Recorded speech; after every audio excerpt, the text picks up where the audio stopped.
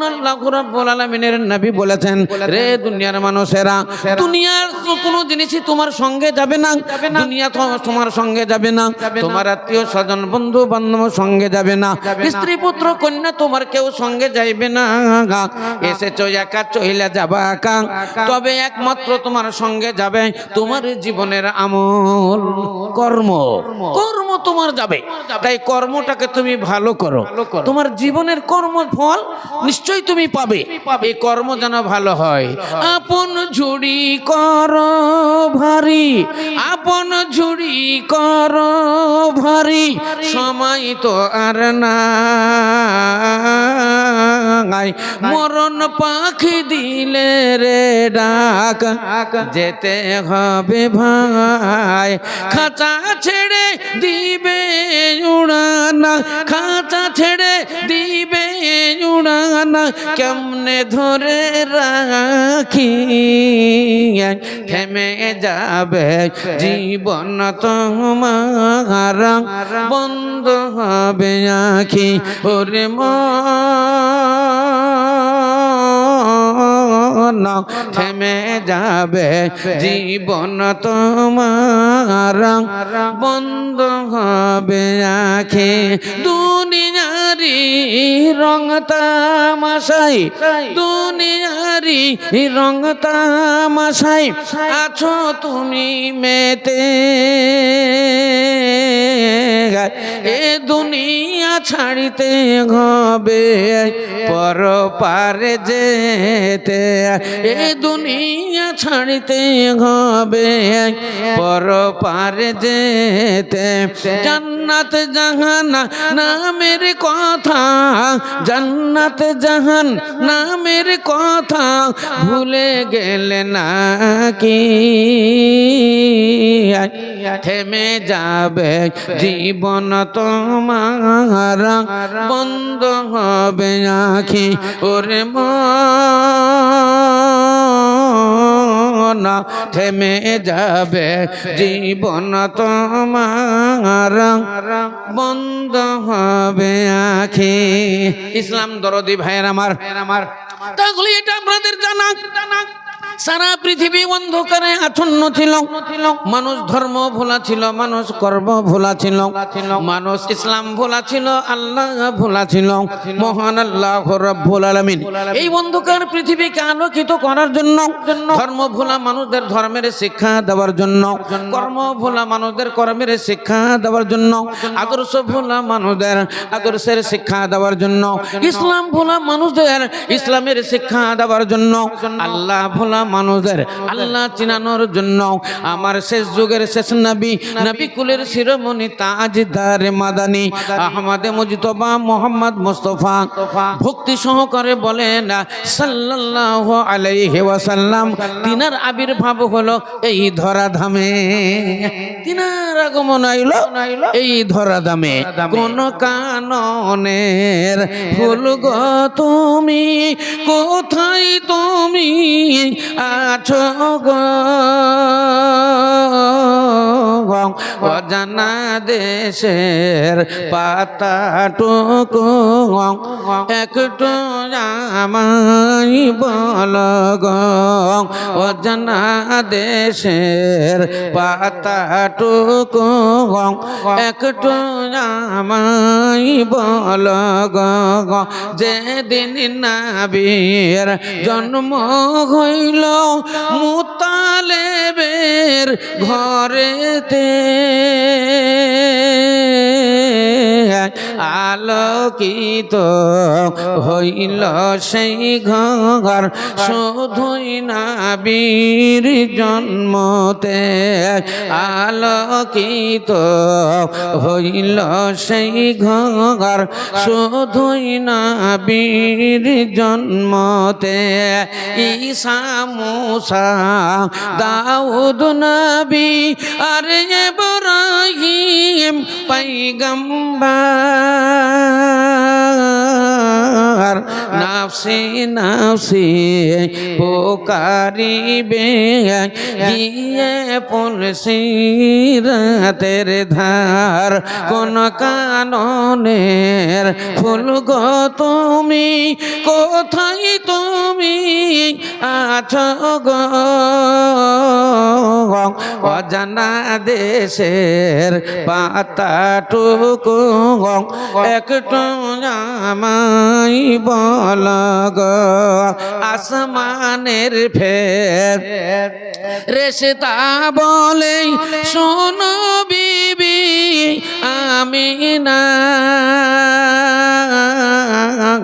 তোমার ছেলের নাম আহম্মদ রাখিয়াছেন রব্বানা জিবরিল আমিন বলে ও আমিনা শুনবি তোমার কোলে জন্ম নিল শেষ জামানার শেষ নবী তোমার কোলে জন্ম নিল শেষ জামানার শেষ নবী কোন কাননের ফুল গো তুমি কোথায় তুমি আছো গো অজানা দেশের পাতাটুকু একটু আমায় বল গো। তাহলে বন্ধুরে আমার সারা পৃথিবী অন্ধকারে আচ্ছন্ন ছিল। সেই সময়তে মহান আল্লাহ রাব্বুল আলামিন আমাদের শেষ যুগের শেষ নবীর আবির্ভাব এই ধরাধামে করলেন। কোরআন শরীফের ভিতরে মহান আল্লাহ রাব্বুল আলামিন ঘোষণা দিলেন, হুয়াল্লাযী বা'আসা ফিল উম্মিয়িনা রাসূলাম মিনহুম ইয়াতুলু আলাইহিম আয়াতিহি ওয়া ইউযাক্কিহিম ওয়া ইউআল্লিমুহুমুল কিতাবা ওয়াল হিকমা ওয়া ইন কানু মিন ক্বাবলু লাফি যালালিম মুবিন। মহান আল্লাহ রাব্বুল আলামিন বলেন, তোমাদের মধ্যে হইতে একজন মুমিন নবীর আমি আবির্ভাব করিলাম, যেই নবী তোমাদের কোরআনের শিক্ষা দিবেন, যেই নবী তোমাদের হেদায়েতের আলো দান করবে, যেই নবী তোমাদের কুপথ থেকে সুপথের দিকে নিয়ে আসবে, এই নবীর আবির্ভাব আমি করিলাম। ইসলাম দরদি ভাইরা আমার, তাহলে নবী আমার এই দুনিয়াতে আসলেন। আল্লাহ নবীর জীবন কাহিনীতে বিশাল বিশাল ঘটনা রয়েছে। আল্লাহ নবীর জন্ম দিবস, আল্লাহ নবীর আস্তে আস্তে 2 বছর 3 বছরের বয়সের দিবস, আল্লাহ নবীর জীবনে সে বিবি আমিনার দরবারে আমিনার জীবনী এবং বিবি হালিমার জীবনী, হালিমা সাদিয়ার বাড়ির ঘটনা, তার জীবনের ঘটনা, ওই ময়দানে বকরি চড়ানোর ঘটনা, বিশাল বিশাল ঘটনা আল্লাহ নবীর জীবনী রয়েছে। ইসলাম দরদি ভাইরা মারা, সৌদি আরবে 2টা বাজার লাগতো। একটা বাজারের নাম হলো জাওরা বাজার, একটা বাজারের নাম হলো উক্কাজে বাজার। যারা আমাদের ইন্ডিয়া থেকে মক্কা মদিনার জিয়ারতের জন্য হজের জন্য যায়, যারা বড় হজে যায় কিংবা উমরা হজে যায়, আমাদের এই পশ্চিম বাংলার মানুষ, ইন্ডিয়ার মানুষ যদি সৌদি আরবে যায়, তাহলে আমাদের কাবা শরীফে ঢুকতে গেলে 3 নম্বর গেট দিয়ে ঢুকতে হয়। 3 নম্বর ল্যাট্রিন, ওই 3 নম্বর গেট দিয়ে ঢুকলে কাবা একবারে সামনে পড়ে। আপনি গিয়ে সুন্দর কাবাতে সালাত আদায় করবেন, নামাজ আদায় করবেন, তওয়াফ করবেন, সাই করবেন, আপনি হাজরে আসওয়াদ চুম্বন করবেন, যেটা আপনার মনে হবে আপনি করবেন। তাহলে 3 নম্বর গেট দিয়ে আপনাকে ঢুকতে হবে। যখন আপনি তওয়াফ সাই করে, যখন আপনি আবে জমজমের পানি ভক্ষণ করবেন, খাবেন, জমজমের পানি খেয়ে সাফা মারওয়া আপনি দৌড়াদৌড়ি করবেন, ফিরবেন ডেরার দিকে, নিজের তম্বু উপর দিকে ডেরার দিকে যখন ফিরবেন সামনে একটু মোটামুটি 1 কিলোমিটার দূরে একটা বিরাট পোস্টার লাগানো আছে। ওই পোস্টারে লেখা আছে সুকে জাওরা, ওটার নাম হলো জাওরা বাজার। আরবি ভাষাতে সুকুন মানে হলো বাজার আর জাওরা হলো নাম, তাই লেখা আছে সুকে জাওরা। বাম সাইডে যখন যাবেন প্রায় 2 কিলোমিটার, যেটা হযরত ওসমান গনি রাদিয়াল্লাহু তাআলা আনহুর পথ, ওটা হলো সাবিলে ওসমান গনি রাদিয়াল্লাহু তাআলা আনহুর পথ। ওই পথে বিরাট একটা পোস্টার টাঙানো আছে সুকে উকাজ, এটা হলো সুকে জাওরা আর ওটা হলো সুকে উকাজ। তো এই জাওরা বাজার আর ওই উকাজ বাজারে মদের বাজার গরম ছিল, তাড়ির বাজার গরম ছিল, জোয়ার বাজার গরম ছিল। ইসলাম দরদি ভাইরা আমার, সবচেয়ে জঘন্যতম কাজ যেটা ওই জাওরা বাজারে হতো, উকাজ বাজারে হতো, সেটা হলো মেয়ে পাচার। মেয়েদেরকে কিনা বেচা করা হতো গরু ছাগলের মতো। যেমন গরু ছাগল আমরা ঘাটে বিক্রি করি, ওই রকম মেয়েদের কিনা বেচা হতো। পুঁজিপতি মানুষ যারা, তারা সুন্দরী সুন্দরী মেয়ে 16 বছর 18 বছরের যুবতী মেয়েগুলোকে এরা কিনে নিয়ে চলে যেত। 1 বছর ব্যবহার করত, 2 বছর ব্যবহার করে আবার নিয়ে গিয়ে জাওরা বাজারে বিক্রি করে দিত। আবার কিছু টাকা পয়সা লাগিয়ে আবার সুন্দরী সুন্দরী মেয়েগুলোকে কিনে নিত, উক্কাজে বাজারে বিক্রি করে দিত। ইসলাম দরদি ভাইয়েরা মা, ইসলাম আসার আগে এই জামানায় জাহেলিয়াতে বর্বরতার যুগে মেয়েদের অবস্থা এইরকম ছিল। মেয়েদের কোনো ইজ্জত ছিল না, মেয়েদের কোনো সম্মান ছিল না, মেয়েদের কোনো ঐতিহ্য ছিল না, মেয়েদের কোনো পজিশন ছিল না। ইসলাম দরদি মা বোনেরা, আল্লাহ নবী দুনিয়াতে এলেন, আস্তে আস্তে নবী আমার বড় হলেন না। মায়ের গর্ভে থাকতেই আব্বা ইন্তেকাল করলো। 9-7-6 বছর বয়সে মা জননী দুনিয়া ছেড়ে চলে গেল। 9 বছর বয়সে দাদা চলে গেল আব্দুল মুতালেব। আবু তালেব তেনার দেখাশোনা করতে লাগলো। 17 বছর বয়স হলো। একদিন আল্লাহ নবীকে ডেকে বলল, মুহাম্মদ সাল্লাল্লাহু আলাইহি সাল্লাম, এইরকম ভাবে জীবন যাপন করা যাবে না। এইরকম ভাবে তুমি কেমন করে জীবন যাপন করবে? কিছু ইনকাম করা শিখতে হবে, ইনকাম করতে হবে। চলো আমার সঙ্গে চলো, ব্যবসা বাণিজ্যের জন্য চলো, ব্যবসার ট্রেনিং দিতে হবে। সেই যুগে ব্যবসা কেন্দ্র ছিল শাম শহর, এখনো আছে শাম শহর। আচ্ছা, তাই বলি ভাইয়ের আমার, আমার দিনের রাসূল সরকারে দো আলম তাজদারে মাদানীকে তিনি ব্যবসা বাণিজ্য করেছেন। আপনারা তো জানেন 25 বছরের বয়সে 40 বছরের বিধবা মহিলা খাদিজাতুল কুবরা রাদিয়াল্লাহু তাআলা আনহার সঙ্গে তেনার সম্বোধন হয়, তেনার বিবাহ হইয়া যায়। তাই বলি বন্ধু, এই দুই করতে করতে আল্লাহ নবীর বয়স 40 হয়ে যায়। 40 বছর যখন বয়স হলো, মহান আল্লাহ রাব্বুল আলামিন ইঙ্গিত দিলেন, মুহাম্মদ লোকালয় ছেড়ে দাও। লোকালয় ছেড়ে দিয়ে নিরালয় নির্জনে তুমি একটু যাও। আল্লাহর নবী বললেন, আর মহান আল্লাহ, আমি লোকালয় ছেড়ে দিয়ে নির্জনে কোথায় যাব? আল্লাহ ইঙ্গিত দিলেন, যাও জেবালে নূরে চলে যাও, যেটাকে বলা হয় গারে হীরা। হীরা করতে তুমি চলে যাও। আল্লাহ নবী হীরা করতে গেলেন, ওইখান করে সাধনা শুরু করলেন। 1 মাস 2 মাস 6 মাস সাধনা করার পর আল্লাহ নবীর উপরে কোরআন নাযিল হলো, 30 পারা কোরআন। ইসলাম দরদি ভাইরা আমার, এই কোরআন শরীফের প্রথম সূরা, প্রথম আয়াত যেটা নাযিল হলো সেটা হলো ইকরা। আল্লাহ নবীকে বললেন, জিবরাইল সালাম, ইকরা ইয়া মুহাম্মদ, মুহাম্মদ তুমি পড়ো। আল্লাহর নবী বললেন, ওমা না বেকারি, আমি তো লেখা পড়া জানি না, আমি পড়তে পারবো না। হাদিসের ভিতরে লেখা আছে, আল্লাহ নবীকে বুকের সঙ্গে চেপে ধরলেন, বুকের সঙ্গে চেপে ধরে ছেড়ে দিলেন। এবার 3 বার এরকম করানো হলো। নবী পড়তে লাগলেন, ইকরা বিসমি রাব্বিকাল্লাযী খালাক, খালাকাল ইনসানা মিন আলাক, ইকরা ওয়া রাব্বুকাল আকরাম আল্লাযী আল্লামা বিল কালাম। বিশাল বড় ঘটনা। তাহলে বলার উদ্দেশ্য হলো, মহান আল্লাহ রাব্বুল আলামিন জিবরাইলের মারফতে বললেন, ইকরা ইয়া মুহাম্মদ, মুহাম্মদ তুমি পড়ো, মুহাম্মদ তুমি ব্যবসা করো, মুহাম্মদ তুমি বাণিজ্য করো, মুহাম্মদ তুমি চাষাবাদ করো, মুহাম্মদ তুমি এটা করো সেটা করো। আল্লাহ বললেন না, আল্লাহ বললেন ইকরা ইয়া মুহাম্মদ, মুহাম্মদ তুমি পড়ো। তাহলে ওই ইকরা মানে পড়ো, আর ইকরা কথাটাকে নিয়ে আজকে কত মিশন তৈরি হয়ে গেল। ইকরা মিশন আমাদের ভগবানগুলোতে একটা তৈরি হলো ইকরা মিশন, আমাদের গ্রামে ডাঙ্গাপাড়া গ্রামে একটা তৈরি হলো ইকরা মিশন, কত নদিয়া ডিস্ট্রিক্টের ভিতরে হলো ইকরা মিশন তৈরি হলো।